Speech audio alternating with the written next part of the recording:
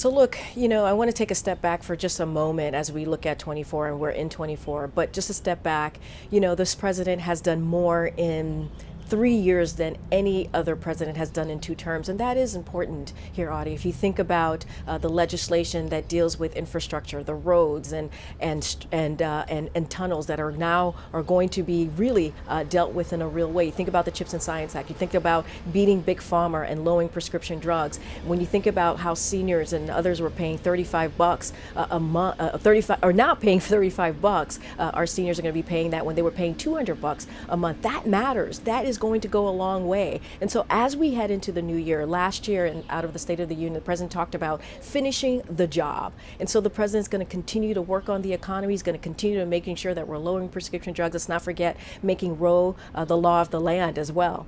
Yeah. Yeah. But there's a lot to do. There's a lot to do. There's a lot to do. So I'm just going to let me just deal with the student loan issue for a second. Look, the president put forth a plan. He wanted to keep his promise on dealing with the student loan debt that is really crushing families across the country. And he took steps, even though the plan that he put forth was stopped, certainly by folks in Congress. But no, wait, let me just, no, but I'm going to answer the question. Yeah, but.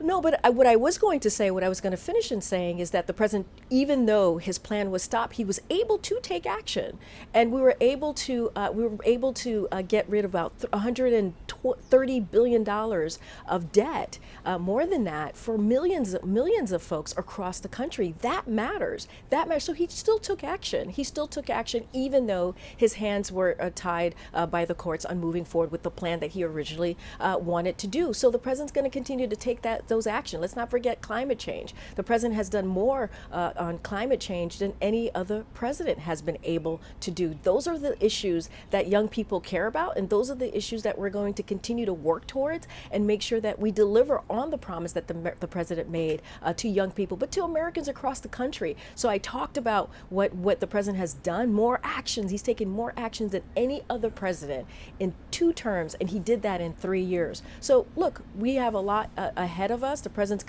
knows there's a lot more work to be done, and that's what 2024 is going to be able to, we're going to be able to get done. So here's my response. It is shameful that a Republican Governor Abbott in Texas, is using migrants as a political stunt. That's what he's been doing for the past 2 years, and he continues. Absolutely, and the busing of migrants, the putting them on flights, it is shameful that is occurring. And instead of, if the governor really truly wants to deal with this issue, he should talk to the senators in his states and actually ask them to work with us. Look, what we're seeing right now is negotiations happening on the Senate side to talk about how do we come up with a bipartisan agreement to deal with border security. There's a reason why the president put that in his emergency ask, right, in the National Security Supplemental ask, because he thought it was incredibly important. In a couple of weeks, we're about to hit 3 years since the president put forward an immigration comprehensive legislation, put that forward to Congress. Nothing was done on it. And the reason why he put that first, but let me just finish this last, okay. No, I hear you.